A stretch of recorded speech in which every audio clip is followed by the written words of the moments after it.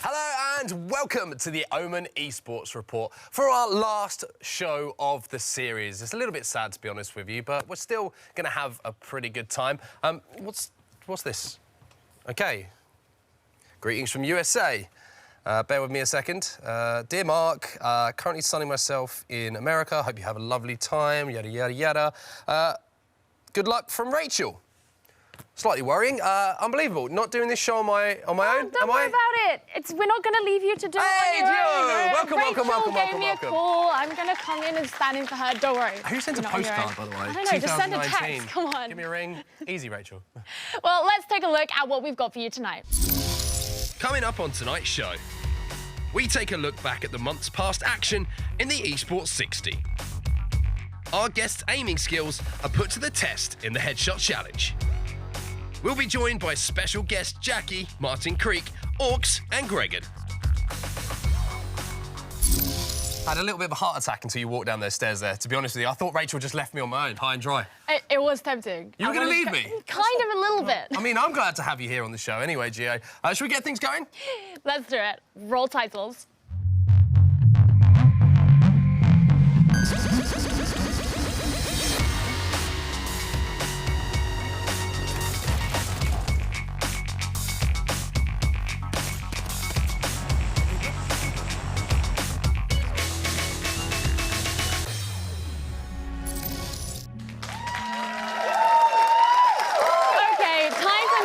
Off proceedings then, and as always, we'll open with the biggest headlines from the world of esports over the last month, all in just 60 seconds. You ready, Mark? I kind of have to be at this point, don't I? You're up first.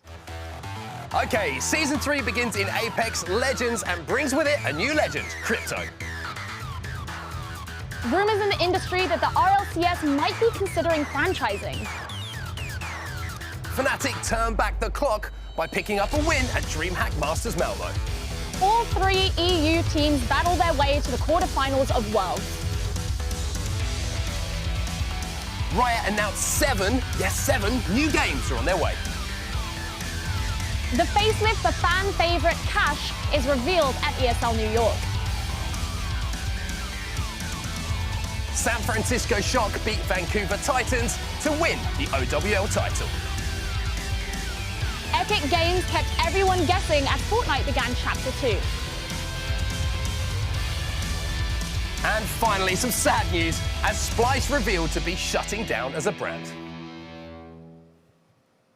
Well, there we go. 60 seconds, we got it done. We got it now, the whole month. Put it all in a small, compact volume, just like Fortnite Just to bring it to you. Easy, easy. What was your favourite part of the last month? I think it has to be all of the announcements coming out from Riot. I mean, what kind of video game developer just says, oh, here's seven games we're making, by the way. One game's exciting, right? Yeah. 2 games is exciting. And it's in all the different genres. There is something for everybody. It's absolutely ridiculous. Mine, of course, was Apex Season 3. I'm a huge Apex fan. I've been grinding my way up the leaderboards and my ranks, and, you know, Crypto's been helping me out a little bit. But, yeah, had a lot of fun.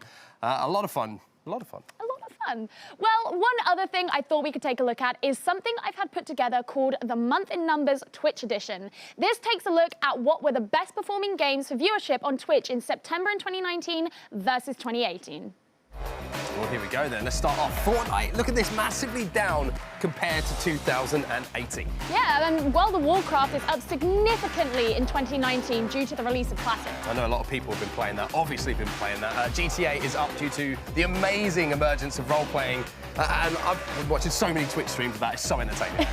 Well, PUBG has completely disappeared from the list in 2019. Yeah, that's looking a little bit scary for PUBG, but Overwatch, Csgo and League of Legends all remain pretty even across both years. No real surprise there. To, you know, 3 of the biggest esports in the world there, keeping that consistency. Yeah, you know, things going pretty smooth. Well, last month saw the OMEN Challenge taking place here in London, where we had 6 pro players and 2 amateurs going head-to-head in a 1v1 brawl on a custom map with a top prize of $30,000 on the line. Now, the event was absolutely insane. We had some incredible AR on display. If you didn't see it, let's take a look at what took place.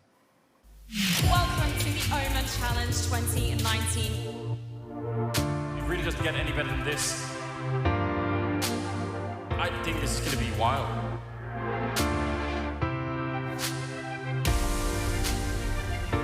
It's unreal. Super exciting.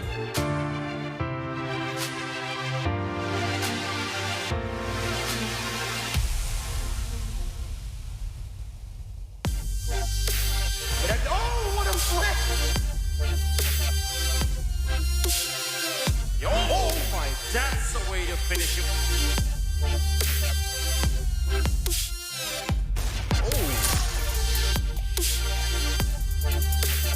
Oh, there it is, the $30,000 shot. Great play from Simple, and he finishes on top here at the HP OMEN Challenge 2019.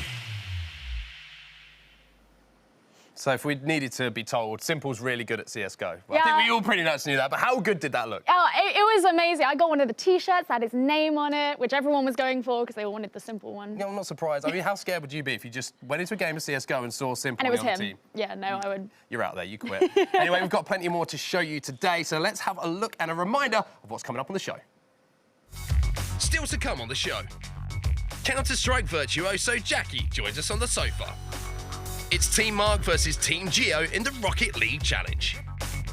We visit EGX to get the inside scoop on the latest gaming releases. And we're also joined by the UK League of Legends expert, Orcs. An absolutely rammed show to finish off the series tonight. And the one thing you aren't going to want to miss is that final Rocket League showdown between myself and Mark to decide the overall winner for the season.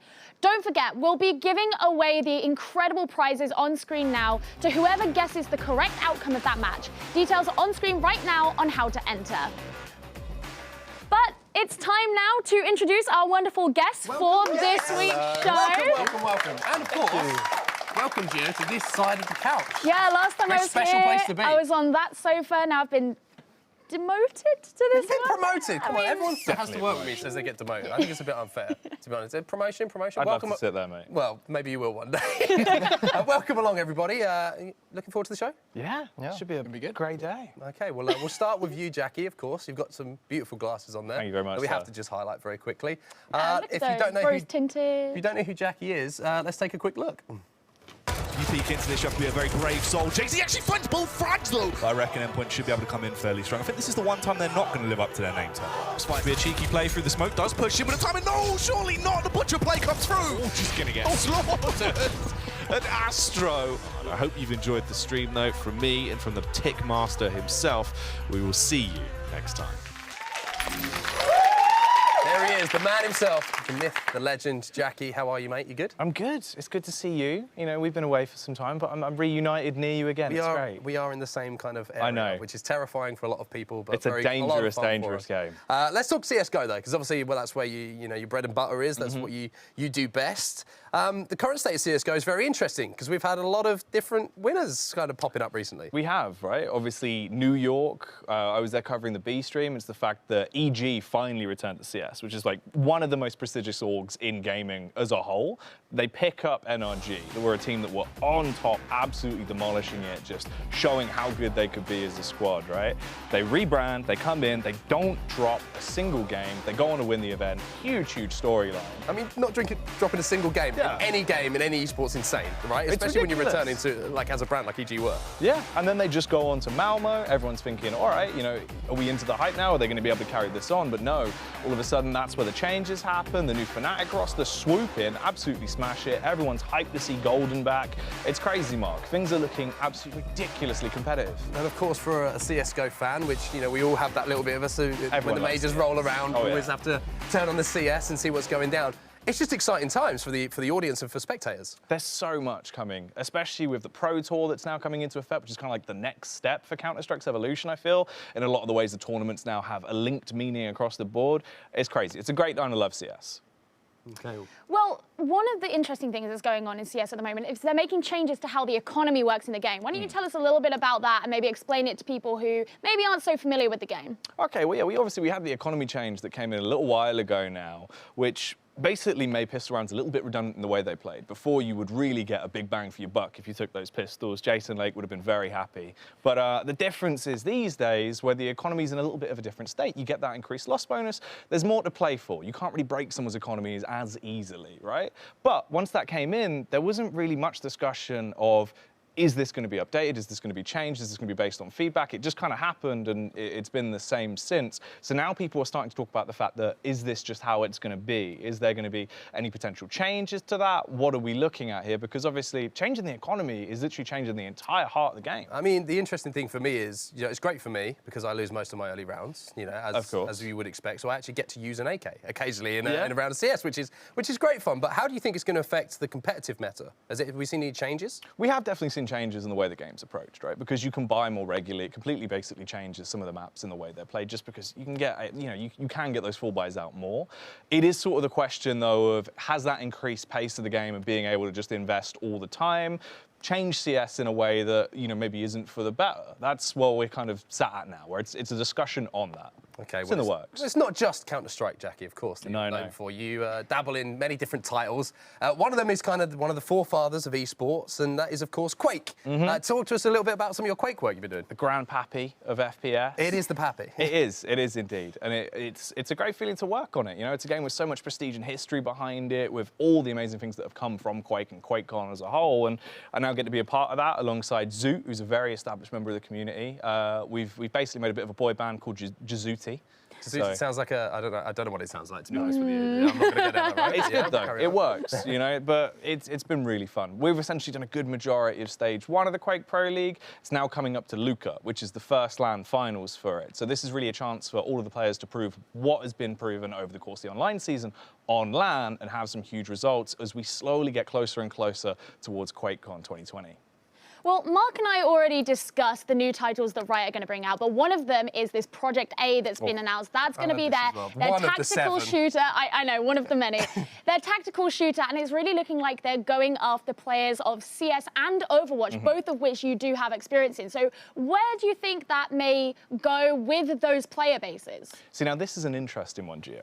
The glasses are off. This is serious. I've thought really quite hard about this. I've been looking through a lot of the footage that's come up that you can see on screen here, with obviously Volcano being shown in the kill feed there, someone that has such a huge impact on Counter-Strike as a whole, with, as we said, with the Cash remake coming out, even he played his part in that map's design and is still integral to it over the course of the years, right? This is a game that he's basically invested his lifeblood into and tried to make basically Counter-Strike 2 in a way. They want to combat that, but they also want to try and bring people in from other games like Overwatch. As you can see on screen here with some of the abilities that come out, I feel like the approach to the game that they've taken off of the back of seeing they are going to have a buy menu in it is that maybe they want to try and give you heroes that have different abilities you purchase. Rather than buying utility, like I'm going to have smoke grenades and flashes, I instead have this smoke wall that I can throw out. And that might be their sort of gambit into that, which it could be a smart way to do it. It's definitely a different twist on it, but any competition for Counter-Strike is good at this point, right? It'll give us something to work against. There was so much, obviously. I think a lot of us were very excited when it came out, and it's good to. I would just check with you guys. Obviously, you were pretty excited, I'd imagine, when that Riot came out and went, yo, 7 games. What are you thinking? I mean, for me,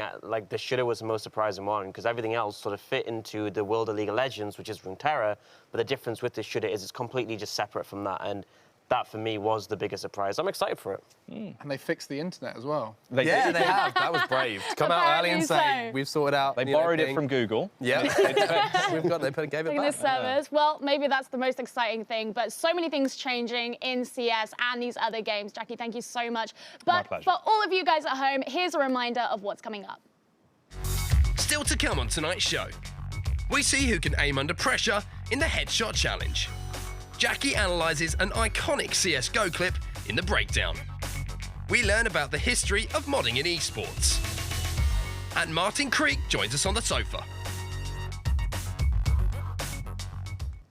Time for the Headshot Challenge now, and it's a battle of 2 FPS experts as Jacky takes on Martin to see if they can end the season at the top of our leaderboard. Let's take a look at what happened. Welcome back to this month's Headshot Challenge, where we're going to set up 2 of our guests to go head-to-head on a CSGO aim map. At the same time, I'm going to be asking them this or that questions to try and distract them, and they have 60 seconds to see who gets the high score. Now, we're going to be starting with Jacky. How are you feeling? I'm good, I'm excited, I'm ready. Yeah, well, I mean, you've worked in CSGO, you should be feeling pretty ready. The timer is going to start when you get your first headshot, so off you go. You take it away. All right, are you ready for your questions? Take them to me. Bring them on. Tea or coffee? Coffee. Frozen yogurt or ice cream? Ice cream. League of Legends or Dota? Dota.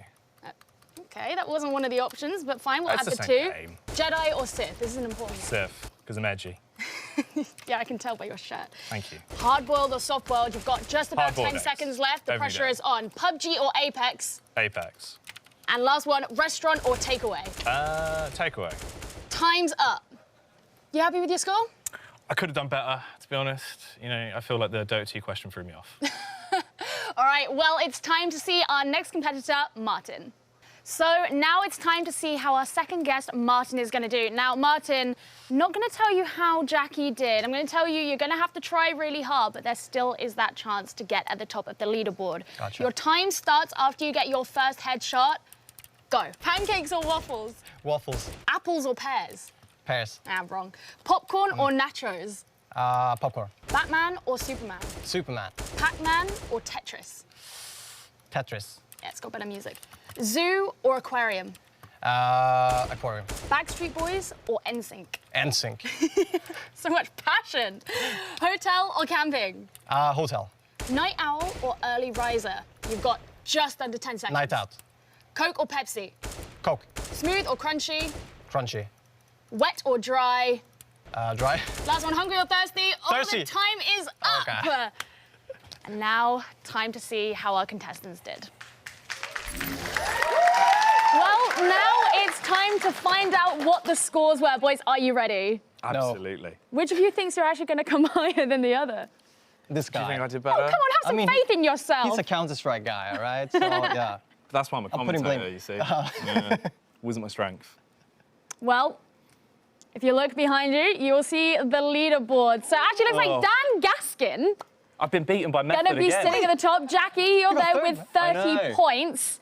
We scroll down a little bit. There's Mark Onset Hatcher sitting there at 4th. It's quite impressive, There's a lot of fours. actually. Come on, come on. You know, we're still waiting for you to show up, but it's good, you know. There you Hey! go, I'll take 23 it. points. Number 7 I'll joins take it. I'll take it. here as well. And then at the end, we have Brav sitting at the bottom with Proud of you, mate. 21 Thank you points. very well. Guys, how are you guys feeling about those points? Actually, kind of happy, but It was a good job, It man. rubs salt in the wound. You know, he's there in a method shirt and Sco's beaten me for the second time this year. Yes, I'm happy. How does it feel that Dan Gaskin came above you? Oh, forget about Dan. That's fine. I'll just ignore that. Okay, well, now that we have found out those scores, we know who has won, let's send it over to Pass Mark to take us through the breakdown. Okay, it's time for my favourite part of the show, and sadly, for the last time this series, it is time for the breakdown. I've got one of my favourite human beings in the world alongside me this time. It is, of course, Jacky, Counter-Strike maestro himself, and you're going to help us break down some Counter-Strike, not surprisingly. Hopefully so. We're going back to Katowice 2018. I know, we're bringing it back. It's all coming into flavour. The Elite Series has returned, Mark, and I'm very excited for it. Let's have a look at this play, though, because it's a bit of a buzzing one for me. I've always been excited about this rotation. The UK scene, we dub it the Mighty Max rotation to our big man himself. But what we're going to be looking at here first is the placements of where they've come out. It is a bit of a rush buy they've gone in for. Essentially, they've had to invest whatever they could to try and scrape through this round. It's very important in the overall terms of the game. If they win it, they set themselves up to take it. The smokes they've gone down here are to block off the entry over from jungle and over from CT, Mark, which is pivotal. They need to be able to block off that area to try and give themselves a chance to get the bomb down, because the post plant is what we're looking at here. That's the most important play. As soon as this bomb goes down, we're going to be looking at Glaive, who will start his absolute marathon journey the whole way around, out CT, up through T-spawn, and back here towards short, where he's going to try and set himself up for the angle to peek over and try and defend the bomb when the CTs are going in for the retake, Mark.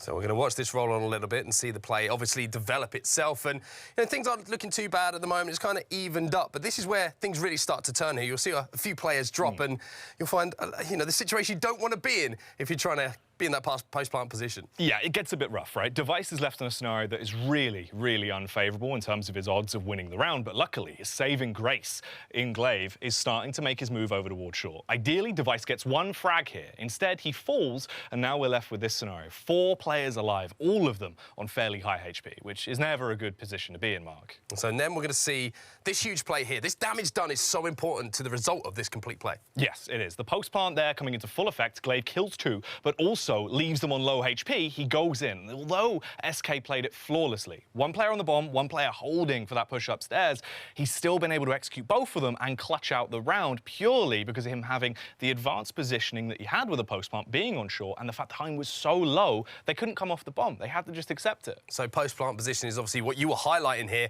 Let's talk about what players at home can do to add something like this to their game. You talked about the rotation itself. What can you say, some advice you can give to players at home? You always want to be thinking about what you're doing with the bomb, right? It's not a sort of mindset of go into a site, slap it down and do anything with it. It's not like delivering post. You don't want to just fling it in there. You've got to be really quite clever about things, Mark. Plant in a position that sets you up to cover it, either from the round after you've got the bomb down, or if you're just going for cash, think about how you're going to be able to keep yourself safe to plant it and get away with the extra money onto those eco rounds. It's all about the positioning. Amazing. So positioning is key, of course, in Counter-Strike. Jacky, absolute pleasure to have you break that down for us. Let's take a look at what's coming up on tonight's show. Here's what's still to come on tonight's show. Bregan joins us to talk all things Rocket League. We headed to the XL Convention Centre to check out EGX. In the finale of the Rocket League Challenge, Team Mark takes on Team Geo. And finally, we look ahead at what to be excited about in the month ahead. All right, so much more to come on tonight's show, as we can see. But now it's time for our first feature, which is going to be on the origins of esports. And interestingly, we've just talked about Counter-Strike, Jacky, and it kind of fits in nicely here. It does, right? Being born from a mod all those years ago, coming into a game that's so established now, crazy. Well, you said the word itself. It is, of course, mods and modding. Let's take a look at how it shaped esports. People would naively think, when they think of the big game developers, Valve Software, Blizzard, Riot Games, they would think, right, well, these people made an esports game and they must have a handle on what esports games are like. But if you look, the big games of the past, all their successors, comes from mods. What is modding? Mods or modifications are custom elements added to a game by the community.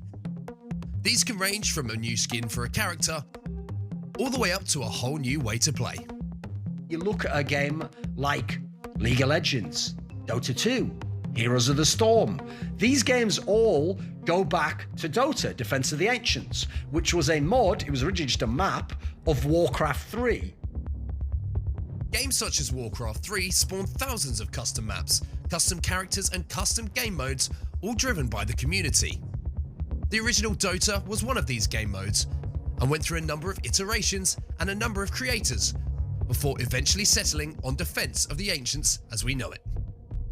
When Dota All-Stars came together, it was a combination of all of these different types of ideas that people had around this game mode and piled it all into one big thing which has been refined over the years.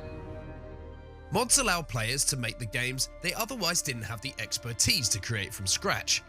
This freedom of creativity allowed people to finally play the exact type of games they were looking for, the type of game that didn't yet exist on the mainstream market.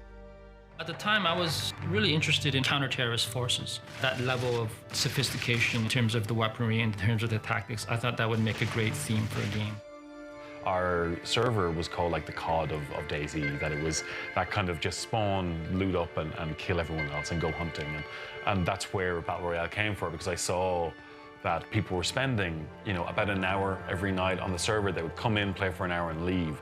And I saw that, if you just compress that sort of experience into a game mode and then Battle Royale. Mods made for perfect esports because at their core, both were about communities.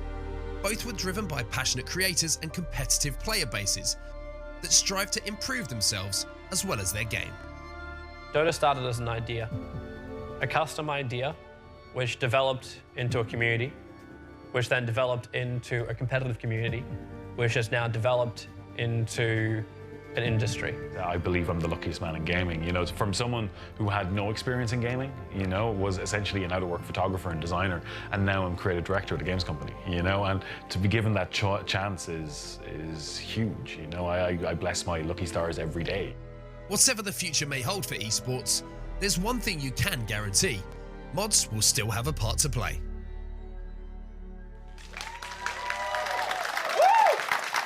So there we go, ladies and gentlemen. So interesting to see, obviously, mods and the effect that they've had on esports. I think we can all agree we've got a lot to thank mods for. Oh, yeah, basically everything. basically everything. I think it's fair. But next up, we need to introduce our next guest, and I'm looking at him because, you know, I'm a big fan of his. And, of course, it is Martin Creek. If you don't know who he is, well, you should by now. And if you don't, of course, we'll just have a look at this package. I need cover this now. More. Got him. People. One more. I'm down here. Got him. I bet you forgot about Jim Carrey's mask. Having such troubles trying to find someone to put some bullets in, but... I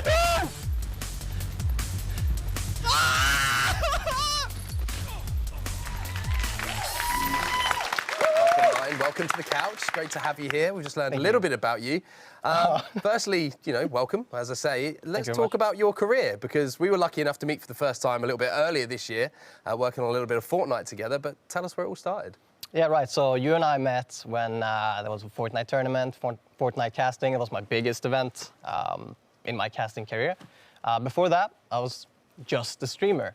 I started out on Justin TV many, many years ago. We all remember Justin TV, right? Yeah. We all remember that. Does anyone here who doesn't? Yeah. Okay.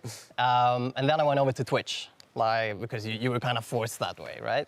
Twitch, where you were doing things like dressing up like the mask. It wasn't the mask. It was an orc. It was a look. Okay? It's an orc shaman. His name is Kronk. He's on Classic WoW. That's another story. Okay. He's a good lad. He is a good lad. Clearly touched a nerve. Yeah, he's okay. He's all right. But yeah, streamed for a little bit, got partnered, kept that going. Started playing Hearthstone. Played that professionally for about 2.5 years for SK Gaming and Red Reserve. After that, I wanted to get into casting, because I had like a bunch of people that I just really looked up to. And yeah.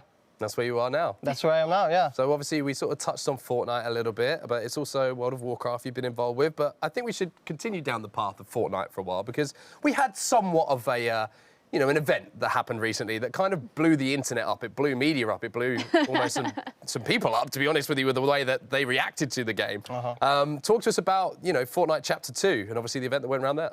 Okay, so first off, when they shut down the game for 2 days with the black hole and everything, I got a phone call from my sister. My nephews were going crazy. They thought the game was over. I think we all had that slight worry, didn't we? I mean, there were a lot of people tweeting being like, oh my God, Epic actually ended Fortnite. Yeah, but I mean, they probably wouldn't, right? But yeah, they have a really good history of making like really good events, and like the mech versus the monster and all that fun stuff. They're really, really good at that.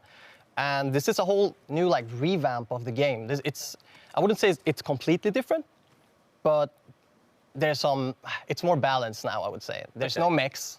There's boats instead that can shoot away like a little missile. There's fishing.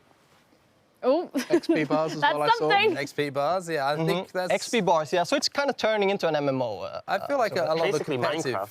It's like World of Warcraft. Oh, yeah. I was going to say, a lot of the competitive community, I think, have reacted quite well to the new season, because, as you say, it's a little bit more balanced, and there is that kind of equality across fights, etc. How have you found it, playing-wise? Have you felt the same way? Yeah, I mean, it's in a much better state than it was a couple of months ago. They took out a lot of weapons now, a lot of imbalanced stuff, and the more you take out, the more you have to take in later, I guess. So I'm a little bit worried about that, but the entire pro scene right now, they're very, very happy with how the game is, and yeah, we're just all holding our thumbs, you know? Well, you're talking about MMOs, how it's become a little bit more like an MMO, and we did already mention that you've been involved in World of Warcraft quite a bit. So tell us a little bit about your journey in that, because you've done quite a lot with World of Warcraft this year, right? Yeah, so Race to World First by Method. I'm sure we all know about that right now. Jacky does. Oh, yeah. My little rivals. I've experienced it all. But yeah, so I did that, casted the classic launch event, and also the race to like first Ashara kill. Didn't get the kill though, did you? Didn't get the kill though, did you? No, okay, so I was casting. Tell the story, Martin. Tell the story. Tell the story. This annoyed me so much because pretty much every caster got a kill.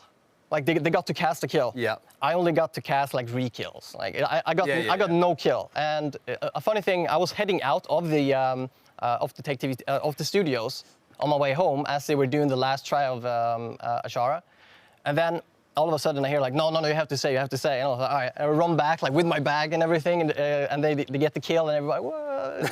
And then I jump into my cabin like. Oh, so you were like a few seconds off of having that moment. Oh yeah, I was this close to missing it, and I was really worried that I wouldn't miss it because I had a flight. But you did, you did have the last laugh though, because you know obviously Method did win that race.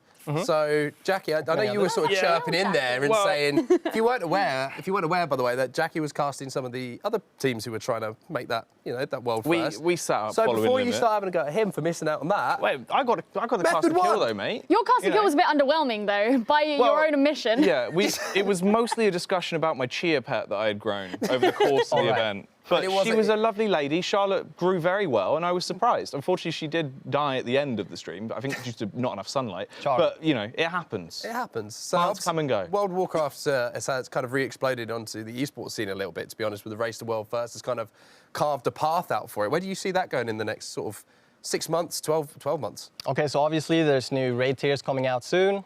So we'll probably see something by Method then, maybe some other places as well, who knows. But the thing that interested me the most, word bubble, is Classic, right? Because you can do so much with Classic. You can do like all the new raids, the old new raids, you can race for those, but they're really easy though, right? But it's still gonna be fun, but dueling tournaments. Dueling tournament, that's what you want to see? Yeah. Okay. And we already see some of that by Tips Out in Method as well. They're organizing right now like a very big dueling tournament, but there's a lot of things you can do with World of Warcraft now. So, yeah. So, obviously a lot to look forward to in the future. Yeah, it all sounds pretty exciting. Thank you so much for, telling us all about that, and hopefully it all goes pretty well in the future. But now it's time for the second of tonight's features, and it features me. I got a chance to visit EGX for the first time ever and see what everybody has been raving about. And I got to catch up with a few familiar faces. For the first time in a few years, EGX has returned to London, so we've come along to see everything it has to offer. So many new games, so many competitive opportunities for players, so let's go take a look. Our first stop at EGX is the OMEN stage, where I found a familiar face. Fancy seeing you here, Mark. What have you been up to over the last couple of days? Because it's such a surprise to run into you, but you've been pretty busy.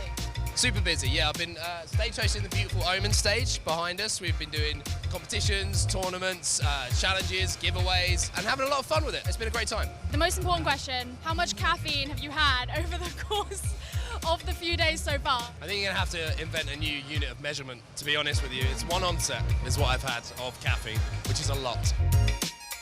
So Nintendo may be a company that you associate a little bit more with the sort of games that are happening behind me. But you may not know that they actually have a really thriving esports scene. Across the event, they've been hosting tournaments in Super Smash Bros., Splatoon, and even a little bit of Overwatch. I managed to find another friendly face outside the OMEN stage. My favorite ever content creator, Cyanide. How has your day been today so far? Super tiring. It started at like 4 o'clock in the morning to get here, and then then just on stage all day. Have you had a chance to look around anywhere else in the convention yet?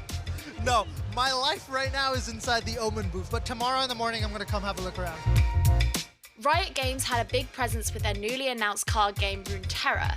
The title is set in the same world as League of Legends and looks to be a fierce rival to Hearthstone and Artifact.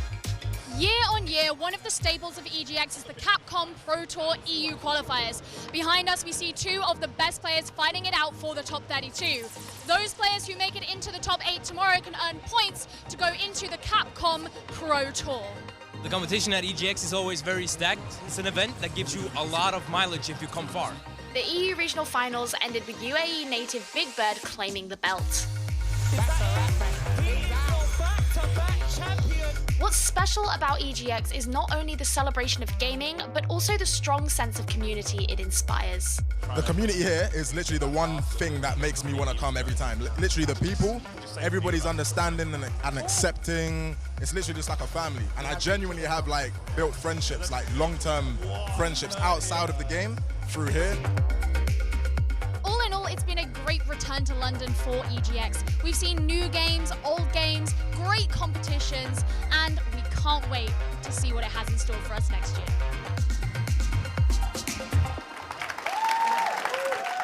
Well, I actually ended up having a great time at EGX. So, Mark, you were doing quite a lot of work there. What was it like working there at the OMEN stage? It was a lot of fun. It was genuinely a lot of fun. We had blindfolded Tekken, which I think was one of the highlights of EGX. We had a girl come up. It was Winner Stays On. She took down 2 Tekken pros on her way to just winning 5 straight rounds. It was genuine, like, there were scenes. It was all kicking off. It was amazing. Oh my God. Did any of you guys go? Yeah, I was there. You were there? Yeah. Came over and said hello. Yeah, there was a panel on the Friday about getting a job in esports, and we had Kieran from Excel there, someone from Belong, someone from British Esports Association. That was really good. And then also just walking around, the booths just get better and better at these events. They're just getting bigger, more colourful, trying to outdo each other every time.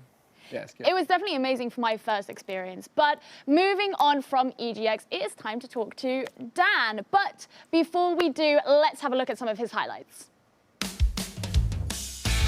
Walks though, he's got the findings, he finds one, Hope does land, flag drag straight on top of the Morgana. That's Singularity are going to fall, and Excel are your ESL UK Premiership champions.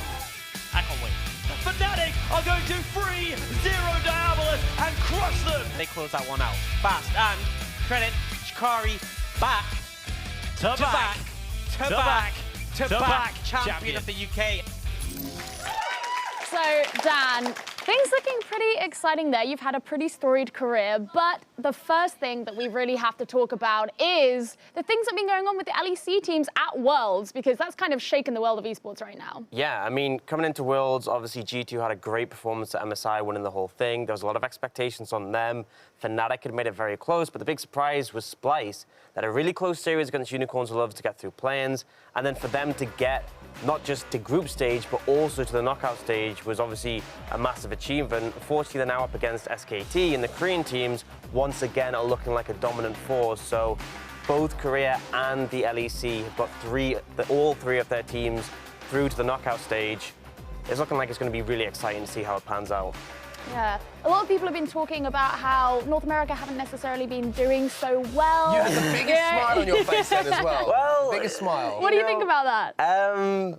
There's a lot of things to say about that. A lot of people have been having conversations about why, but at the end of the day, they fell flat on their face. All 3 teams not making it through is a massive hit, especially when you have the likes of Clutch Gaming going 0-6. Even Team Liquid, who everyone thought were the strongest team in NA and had a good chance, who even beat IG, who were the reigning world champions at MSI, still ended up flopping. So North America definitely struggling. But if you're European, you're doing great. Well, speaking of Europe, let's bring it even closer to home. Let's talk about UK. Let's talk about the LVP, because you've been involved with that yourself. What's it like to be part of that community at the moment? How is UK League of Legends? Yeah, it's been great. It's been growing quite a bit. I think a big factor is that Fnatic have now brought their academy team, Fnatic Rising, in. We have XL going the LEC, but they still have a team filled in the LVP.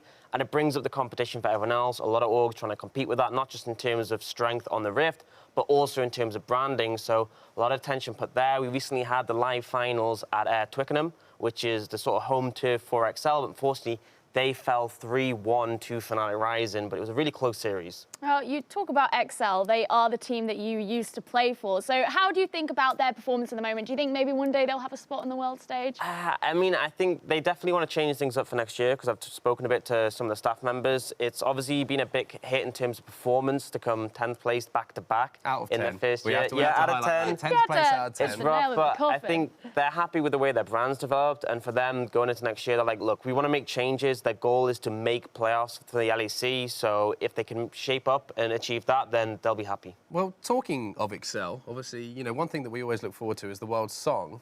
What did you think of Excel's Boasters effort of the song? What did you think of that? Because everyone was kind of waiting for the announcement because it's such a big thing, and then Boaster was like, don't worry about it, I've got this covered. It was definitely a song. I'll say that much. You know, I respect the effort. I'll say that. Let's take a look at it now if you haven't seen it. Let's take a look at Boaster's effort. A little bit of LEC. The callers coming in hot with all the spicy memes. Claps or craps, you don't know what you're gonna see. I'm ready. You ready? Listen up. Fnatic came to dominate. They're in the group of death, but that doesn't really matter, mate.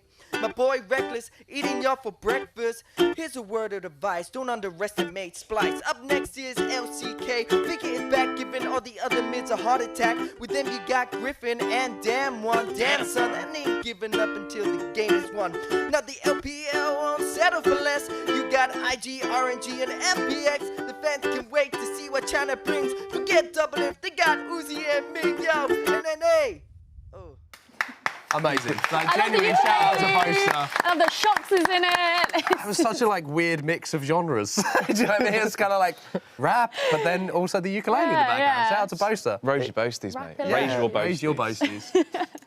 Well, Dan, one of the most exciting things that you have been up to recently, you already know, I can see that smile on your face. You got invited to Riot's 10-year anniversary event. How was that? What are the things that you got up to there? It was amazing. What are the bragging rights, basically? Seeing so many big names from currently within League of Legends, but also people who've been involved in the scene before. And then it was just the event as a whole. We got there, we got a loot box full of goodies, and then we're invited to, it was at the XL Center, the same place that EGX was.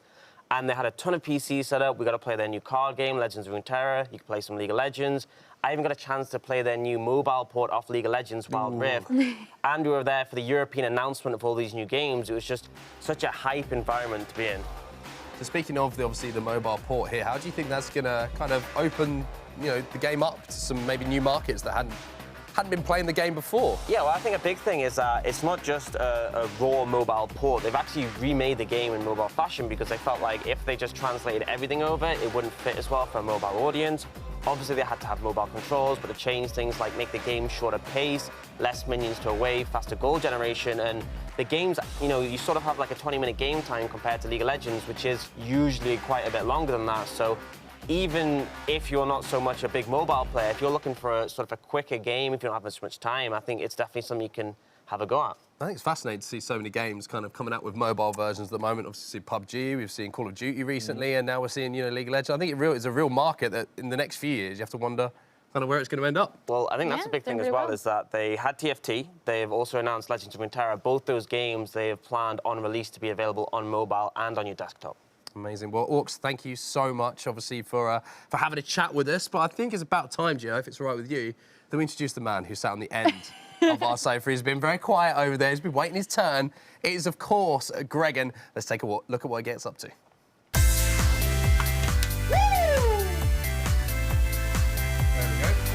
Big chance here for Flashy. The Freaky seals the deal. So good to have Vitality supporting these guys for the team and to have so many people backing us as well. It's been amazing.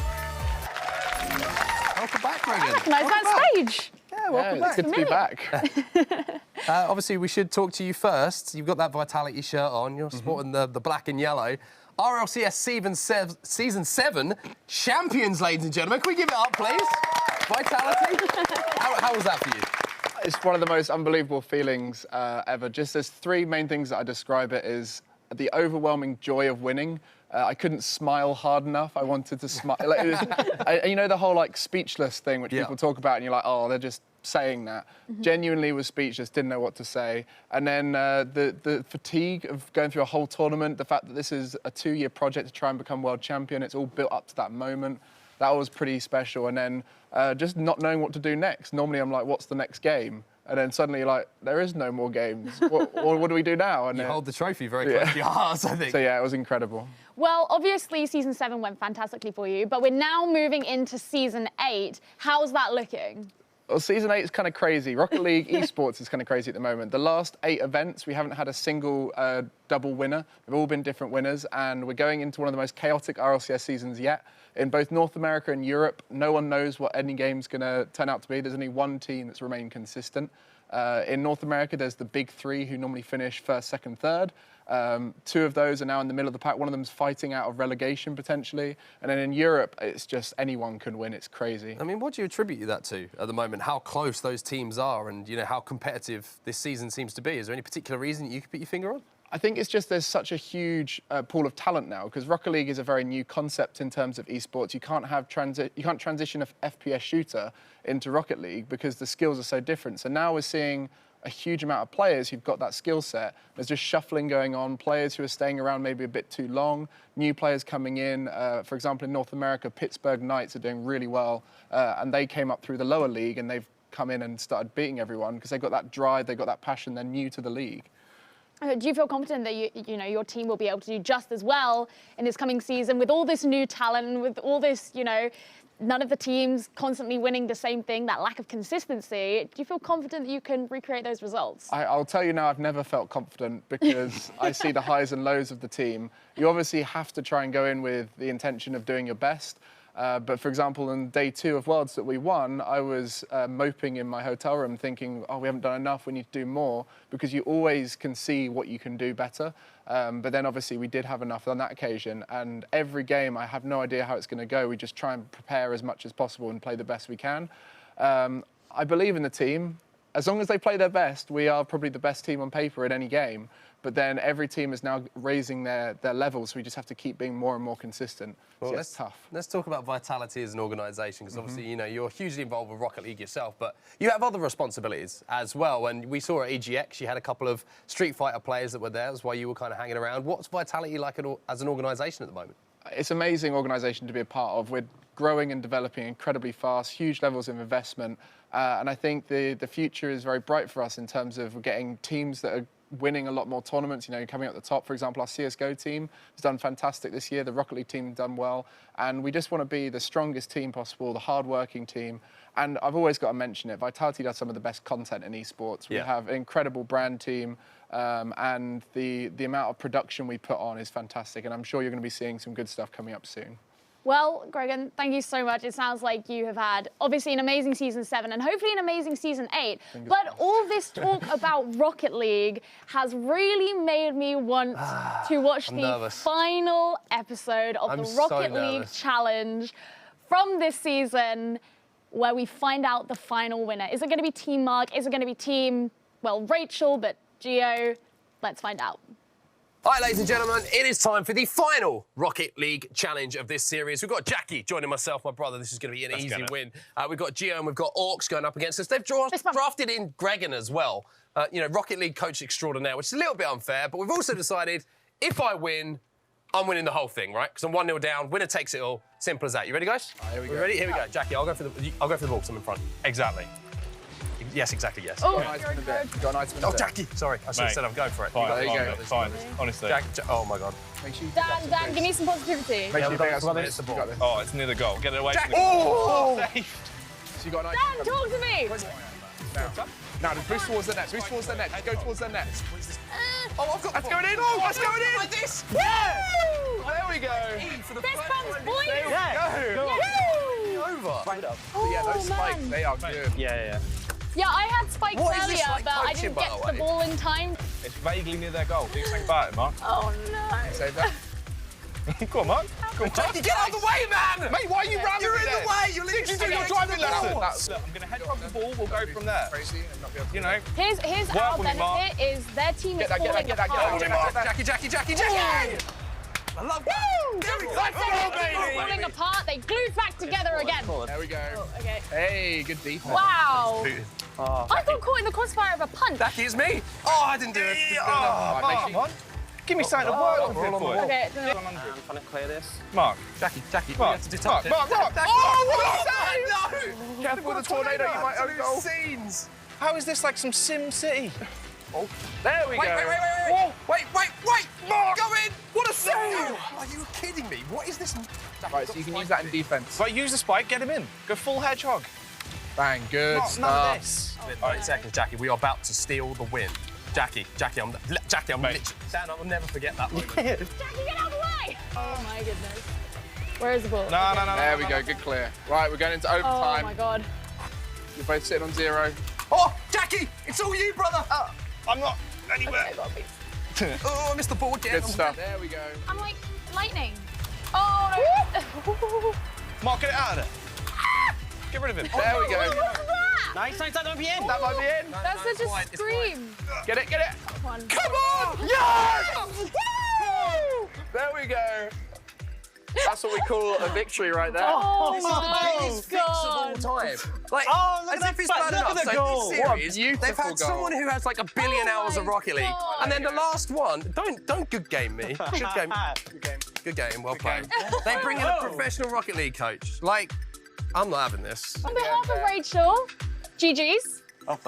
You're the worst. You demo. You dead. Team Rachel win the series 4-2 apparently. Complete fix. Not happy about it. He's gonna be so happy. Oh, sweet victory. I mean, obviously, many thanks to the fact we had a coach. It's all and right. the fact that Dan knows what he's doing. But If you need any new players, I'll keep you in mind. Yeah. Mark, how you doing, Mark? You went in pretty confident. You were talking about your victory laps. You were going to run around the studio. How did those go? Did you see the highlights? Like, some of those saves are just ridiculous. And, like, let's take ourselves back, because I was thinking, right, if we're going to be fair about this, 2 weeks, there was a Rocket League player, basically Stumpy, someone who's got a lot of hours, and then you get a Rocket League coach. You take those two out of the equation, you make this fair. I win 2-1 this series. That's how I see it. I think that's fair, right? You know what that Jackie? is? You think that's fair? That is a breach. Okay, so I win the series. That's audible. And I would like to point out that I held out my hand to shake yours afterwards. It took you about 3 minutes before you'd actually shake my hand back. I'm sore, Liz. Bad sportsmanship. I try my best. Anyway, let's leave Rocket League in the past where it should, because I didn't win. And let's take a look ahead, and let's look at the month ahead.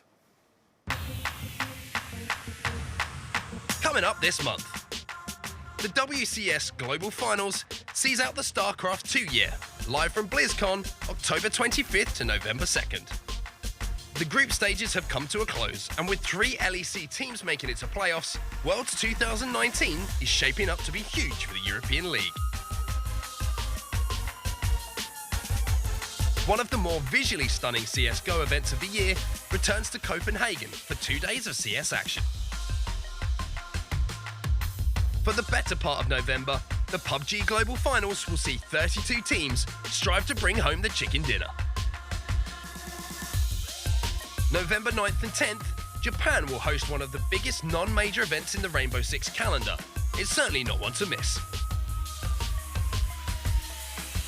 Our first Dota major, past TI9, sees us visit the Panda capital of the world to start off the 2020 DPC circuit.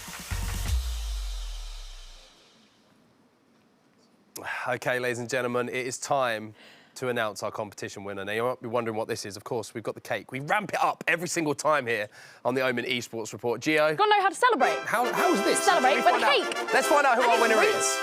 Please, give us the winner. We're waiting for this moment. Yeah! Down the floor, manager. This is his moment. Oh, he looks so thrilled.